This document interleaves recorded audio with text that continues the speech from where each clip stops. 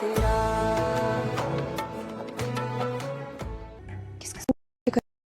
क्यों, बुरी लग रही है मेरी बातें? ऐसे नहीं होता जा रहा तुम्हारे लिए? क्या करना क्या चाहता है? कुछ दिन पहले तुम्हारे साथ अफेयर चलाना चाहता है? Stop it. क्या हो रहा है यहाँ पे? आप ये नहीं समझ रहे कुछ और क्या? ये मैं आपको पहचान नहीं पा रहा। बहुत बुरी लग रही है। इसलिए कह रहा हूँ इतना फर्क कैसे है?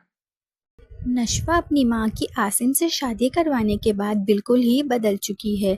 वो बुरहान को बिल्कुल भी मुंह नहीं लगा रही। हालांकि बुरहान सिर्फ नशवा की वजह से फरियाल को इनकार कर चुका है कि वो फरियाल से नहीं बल्कि नशवा से शादी करेगा, लेकिन नशवा बुरहान से सीधी तरीके से बात भी नहीं कर रही।